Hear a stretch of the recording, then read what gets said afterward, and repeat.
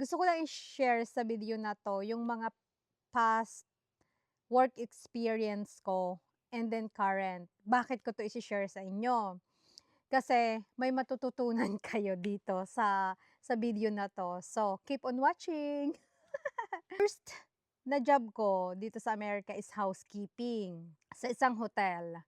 Nag-stay ako do'n for months. Ako ng manufacturing. So, yung manufacturing na 'to is nagawa ng baseball bats.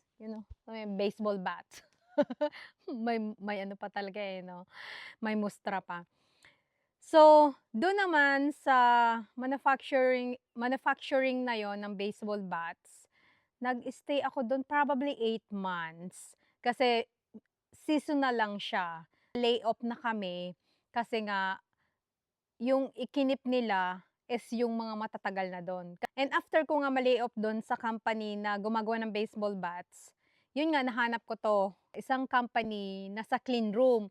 'Di ba nabanggit ko na meron ako mga previous job sa Pilipinas at saka sa Taiwan. Apply ako. So yun, nakapasa naman ako. Nag-work ako dun ng 8.5 years, ganyan. And then nag-quit nga ako 2024. So bakit ko ginawa 'to na video na 'to?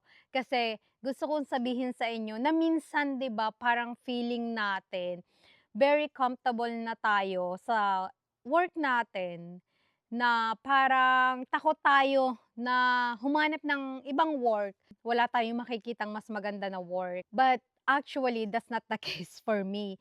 So, ang nangyari, so, dun sa company ko na pinagtrabahuhan ko nga ng very, ano rin sila sa akin, very flexible. Kasi nga, nung pandemic na umuwi ako ng Pilipinas na halos less than 2 years.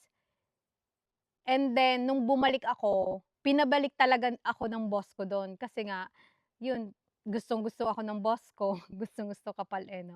So, nung bumalik nga ako galing sa Pilipinas, nag-reach out kaagad yung previous boss ko. Sabi niya sa akin kung ready na daw ba akong bumalik, ganyan. So, tinanggap ko. And then after that, na nag-uumpisa na ako, so na-hired ulit ako na team leader. Mga employees ko, mga kakilala ko na yung iba, and then yung iba naman nga, hindi, kasi may mga bagong employees nung bumalik na ako dun sa company. Ang nangyari, feeling ko talaga na burnout ako and then na-stress. Kasi nga, paano ka ba naman hindi ma-stress, okay? Ito yung routine ko dun sa previous job ko nga. So sa umaga, magkakaroon kami ng meeting ng mga assembly team ko. And then after nun, mga 1 hour naman, pupunta naman ako sa aming gowning area, which is dun kami mag-meeting naman ng mga supervisor ko, ng mga engineers, and mga managers, ganyan. So, kung ano yung pinag-meetingan namin sa loob ng clean room ng mga team ko, sasabihin ko naman yung update dun sa mga nakakataas. So, 2 meeting. Sa hapon naman ulit, meron na naman kami na meeting ng mga team ko. Kasi aalamin ko naman kung nasaan na sila dun sa mga process ng kanilang mga ina-assembly. So, ilan na yon? 3 meeting na. And then, everyday, ganun yon. On top of that nga, ang dami kong mga spreadsheet na ginagawa, kasi ako nagagawa ng mga schedule nga kung ano yung mga kakailanganin ng mga employees ko na gawin for that day or for the week, ganyan. Kaming weekly na big meeting sa isang conference room ng mga managers ko, supervisor, and then mga engineers. 1 hour na meeting naman yon. So, kailangan ko rin namang i-report sa kanila yung lahat ng mga progress ba for the week. And then, meron pa akong kailangang gawin para sa mga team ko nga, na kailangan ko silang i-meet every month for the one-on-one. So, napakaraming meeting, napakaraming one-on-ones. Tapos ako pa, kailangan ko pa ring i-meet ang boss ko para naman sa akin one-on-one. So, parang naano ko na parang na-stress ako. Tapos 'di ba yung English ko super bad. Buti na nga lang at that time meron ng ChatGPT. I-aano ko lang yung mga barako kong English and then sasabihin ko na lang kay ChatGPT, "Correct my grammar." Ganyan! Oh, 'di ba may natutunan na naman kayo sa akin. So yun talagang sobrang benefit talaga ng ChatGPT sa'kin at that time kasi talaga yung, before talaga 'pag nag-send ako ng email sobrang tagal kasi nga siyempre kailangang malaman ko muna kung tama ba yung sentence ko, grammar ko, spelling ko, ganyan, whatever. Eh, ngayon, sasabihin ko lang kay ChatGPT before, correct my grammar, siya na ang bahala. Pero siyempre, chine-change ko lang yung tone niya na parang kaano ng ano ko, kung paano ako magsalita. Dahil nga kilala na ako ng boss ko ng matagal na, kasi nagtrabaho nga ako dun ng 8.5 years, alam niya na ang aking English is barok, gano'n. One day, naisip kong mag-apply online. Kasi sabi ko, "Why not?" 'Di ba? So, meron akong in-applyan, parang dalawa, bago ko tanggapin 'tong aking current job, tumawag sa'kin. Yun nga, interview, ganyan-ganyan. Pero mostly, clean room pa rin. Parang naisip ko, ayoko na ng clean room kasi lagi kaming naghe-hairnet, ganyan, tapos nagfe-face mask. Parang sabi ko, parang sawa na akong ano, magsuot ng smock and then, um, face mask, safety glass, ganyan. Tapos yung hairnet nga, parang naging feeling ko too much. So, dinecline ko yon. And then, dahil nga wala namang mawawala sa'kin kung mag-apply ako dito sa isang company nga na kung nasaan ako ngayon. So, ang kanyang title description is assembly manager. Sa mind ko, oh my God, team leader ako, tapos etong position na 'to is assembly manager. Parang feeling ko, hindi ako hindi ko makukuha. Kasi parang alam mo yun, step up na medyo ano ba. So sabi ko, "Why not? Whatever." Shout nga 'to. Nagulat ako kasi siyempre hindi ko naman nga talaga inaasahan na magre-reach back ba.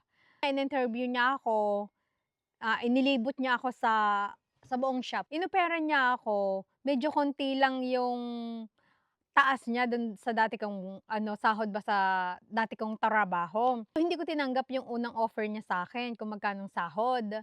So, ang ginawa ko kasi, may napapanood kasi ako na na yung nga, yung parang, um, mag-offer ka wala namang mawawala kung tatanggapin niya or hindi, gano'n.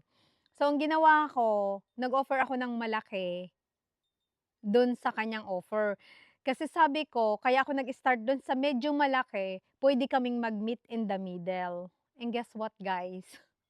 In-accept niya yon without hindi kami nag-meet sa middle. So, nagulat na naman ako, sabi ko, "Oh my God, okay." Ang masasabi ko lang talaga is, kung halimbawa hindi ka na medyo happy sa work mo ba, mag-try ka din. Wala namang mawawala sa'yo, eh. Eh, di kung hindi ka matanggap, eh, di hindi, 'di ba? At least meron ka pang work. Pero at least tinry mo, 'di ba? Para sa akin kasi and then dun sa mga nababasa ko din talaga, mas maganda rin talaga na, humahanap ka ng ibang work. Kasi parang 'pag minsan talaga yung sahod mo as in nadadagdagan siya. Halimbawa 'pag matagal ka na dun sa work mo, 'di ba, parang yung raise niya konti-konti na lang. So 'pag tinry mo naman yung offer mo kung magkano ang gusto mo na offer, katulad ng nangyari sa akin, eh, di maganda, 'di ba? Very, very flexible talaga yung work ko. So, dahil nga small company lang kami, hindi siya mahigpit. So, before yung work ko kailangan yung specific na time off, 'di ba? May mga binibigay ang company na time off. Yung time off na yun hindi na tayo puwedeng mag-vacation. Dito sa bago kong work, as long as natapos ko yung mga mga dapat gawin ko and everything, kasi nakikita ko na yung schedule ahead of time, so puwede ko siyang gawin ahead of time and then puwede na akong magbakasyon. parang gano'n. Today nga kaya nagawa ko 'tong video na 'to para din i-share sa inyo. 'Di ba nga 4 weeks na akong hindi napasok. So today nag-stop by ako sa work, kinausap ko yung boss ko na, "Hey, probably papasok lang ako ng mga 2 oras hanggang 4 na oras kasi nga yang iti-train ko lang yung isa kong assembler na gawin yung iba kong mga ginagawa kasi nga meron ako dong ginagawa na kailangan nagbubuhat din ako tapos, nagpa-package ako and then nag-a-assemble din ako kasi tinutulungan ko nga yung aking mga, team. So yung mga yun hindi ko ngayon magagawa. So turuan yung isa kong team na gawin yung mga ibang bagay na hindi ko kayang gawin ngayon. So, dun ko talaga na-realize kung gaano ako ka-lucky sa bago kong trabaho na 'to. Papasok ako sa work, wala akong oras na time na kailangan nandun ako. Yeah, puwede akong pumasok anytime, puwede akong lumabas anytime. 4 days a week lang ako nakapasok and then before nga parang napakaikli ng weekend. Ngayon dahil nga very flexible yung job ko, parang dami-dami ko na ngayon na freedom para sa sarili ko. Katulad nga niyang halimbawa Friday yun, nung okey pa yung aking yung paa ko, nagha-hiking kami ng friend ko and then sometimes, I'll do things on my own, ganyan. Kaya ang isa ko lang mapapayo sa inyo kung hindi kayo na rin parang contented ba sa mga trabaho niyo, it's not gonna hurt kung ita-try niyong maghanap. Malay niyo dun sa company nga na papapasukan niyo rin is may mga magagandang benefits and magagandang opportunity and then, you know, magandang sahod din. Very grateful that I find this job that very, very, very flexible, you know. I don't think I can find another job like this anymore.